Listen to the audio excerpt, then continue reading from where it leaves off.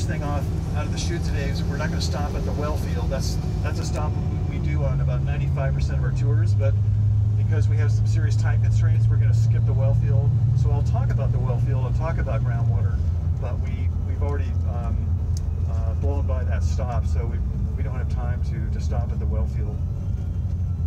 Can everybody see this map? So I don't expect you to see the labeling necessarily, but the colors help kind of tell the story. The white area here, so that's our service area.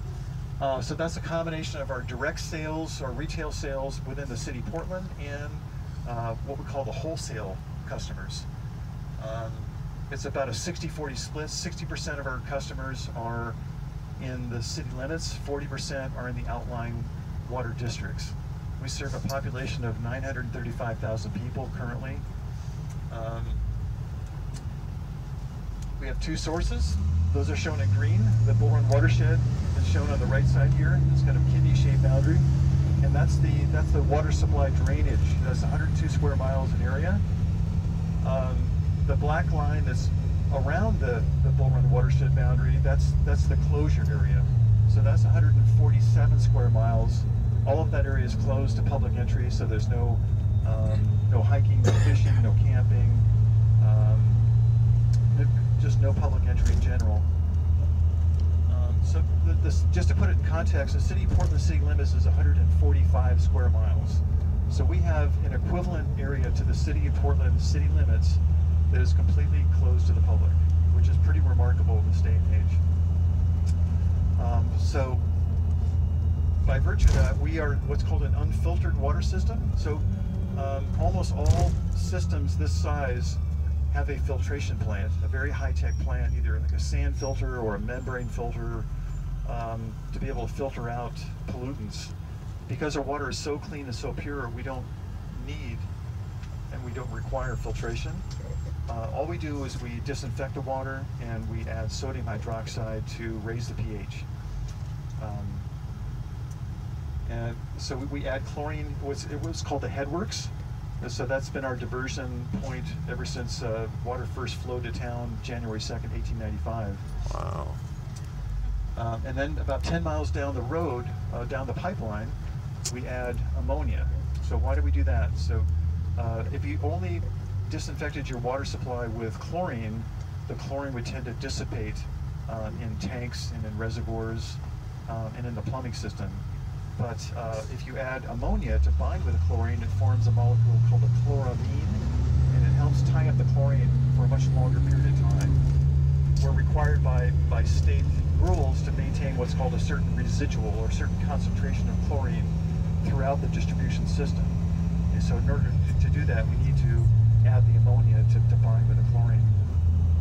The reason why we add sodium hydroxide to raise the pH is to make it less aggressive from a corrosion standpoint. So if you have lead in your fixtures, I mean, we can't control the type of material that's in your home plumbing system. We're simply responsible for the up to the service line from up to the meter on your street. So from the meter to your house is totally your responsibility. So we can't control what kind of fixtures you have in your house, but we can change the chemistry of the water to make that water less corrosive, so that when it gets in your home, it doesn't leach lead and copper from your fixtures. And that's what we've done for the last 15 or 20 years. We've added sodium hydroxide to raise the pH, which is naturally around 7, about a neutral pH. We raise that to about 8.2, to more of a basic pH, and that makes it less vulnerable to leaching lead and copper. So I don't know about you guys, but I think it's getting a little too warm right now. So yeah, maybe we can, yeah, okay.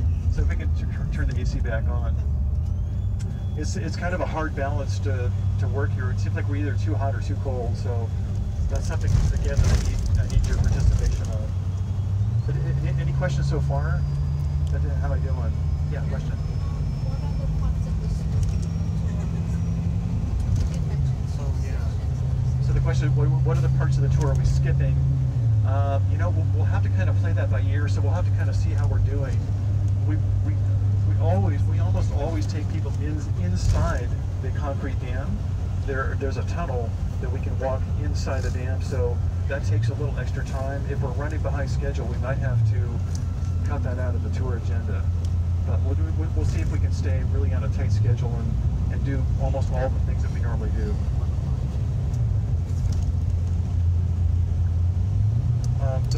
Our second source is our groundwater backup system, and that's the area shown in green on the map right here. So that's an 11 square mile that's bounded on the south side by Highway 84, on the north side by Marine Drive. The western boundary is more or less the Portland Airport, and then the eastern boundary is just a little east of Blue Lake Park. You've been to Blue Lake Park. We have 26 wells. They range in depth from 100 feet to 650 feet. Wow. We draw water from 3 different aquifers. So an aquifer is a layer of water-bearing sand, gravel, or rock, which contains water that you can then pump. There's 2 types of aquifers in general. There's what are called confined aquifers and unconfined aquifer. The confined aquifer is where you have this kind of layer cake of porous material in one layer, then you have a non-porous or very low permeability layer on top of that and below it, kind of like a sandwich. And so having those low permeability layers helps protect the aquifer from pollution from above. So most of our wells are in a confined aquifer that's not vulnerable to contamination from the surface. Having said that, there's a few areas of discontinuity where the aquifer kind of daylights to the surface, and there was some serious pollution back in the, the pollution occurred probably in the 50s, 60s, 70s, and 80s, but it wasn't discovered until the late 1980s, early 90s. And that was primarily done by Boeing Corporation and Cascade. I'll talk more about that later. Let's see. So we use the same identical water treatment for our groundwater that we do for Bull Run. So we chlorinate it, and then we add ammonia, and we add sodium hydroxide to modify the pH. So that way, the chemistry of the water is such that we can blend those 2 sources, and you don't have any adverse impacts from blending 2 different water sources if they have the same water treatment. Bull Run water is very soft water. It's some of the closest water to distilled water you can find. We used to brag that you can put it directly in your battery, put it in your iron, and it doesn't cause corrosion. That's always been the case. It's still the case today. Our groundwater supply is a little harder. When I say hard, it has more minerals in it, so more calcium, more magnesium, more sodium. But even by groundwater standards, the groundwater source is still relatively soft water. So the blue line on the map represents the route of the water supply conduits. So there's about a 24-mile distance between the Bull Run watershed and Powell Butte Park. We have 2 50-million-gallon buried reservoirs in Powell Butte Park. The first one was built in 1981. The second one was built in 2013. There's also a 25-million-gallon reservoir, below-ground reservoir at Kelly Butte Park. We used to have open reservoirs in Mount Tabor Park and Washington Park that served as drinking water reservoirs. The 3 reservoirs at Mount Tabor Park have been phased out as drinking water reservoirs. However, we still fill those, and they serve as sort of aesthetic reflecting pools. So it looks exactly like it used to do when they were functional reservoirs. And that's an agreement we struck with the Mount Tabor Neighborhood Association. The community was very passionate about saving those reservoirs and not decommissioning them. The 2 Washington Park reservoirs, which date from 1894, one of those reservoirs is going to be repurposed. It'll be turned into a kind of a wetland feature. And the second reservoir will still function as a drinking water reservoir. However, we'll have a buried tank, and they'll cap that with concrete, and then they'll have a shallow pool on top of the tank, and it'll look almost the same way it does now. So to the human eye, you won't really be able to tell that there's a tank below the water surface, but it'll be a much more protected situation than we have now, where they're vulnerable to contamination from people lobbing things over the fence, or ducks and waterfowl landing on that water surface. Let's see. So can anyone think of any other water sources in the region? So we've got the Bull Run watershed and the wells. What other water sources can you think of that serve the metropolitan area in Portland? Yeah. Clackamas River. The Clackamas River, yeah. I think there's 3 treatment plants in the Clackamas River. So the Clackamas serves the Oregon City area, West Lynn, Lake Oswego, Tiger.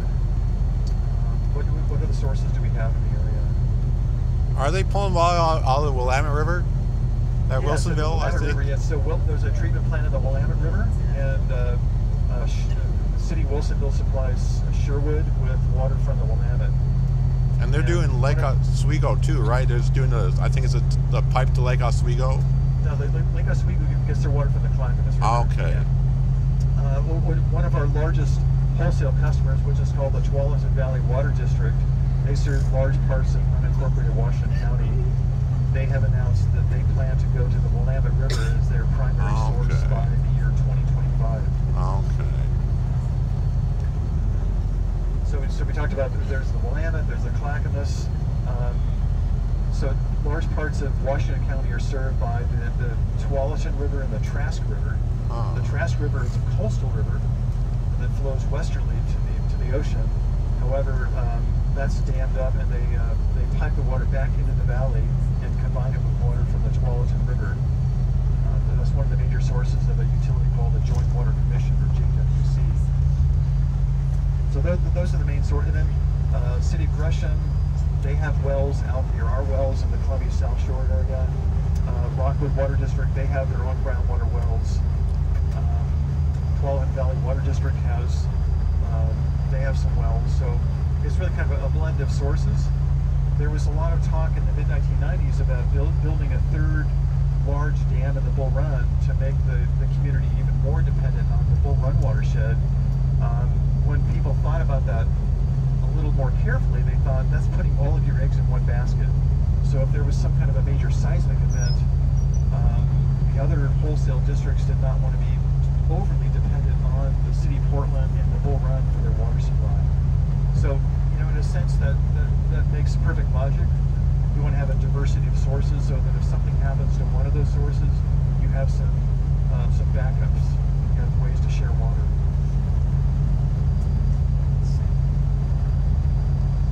I think that's about all I needed to kind of cover on the map.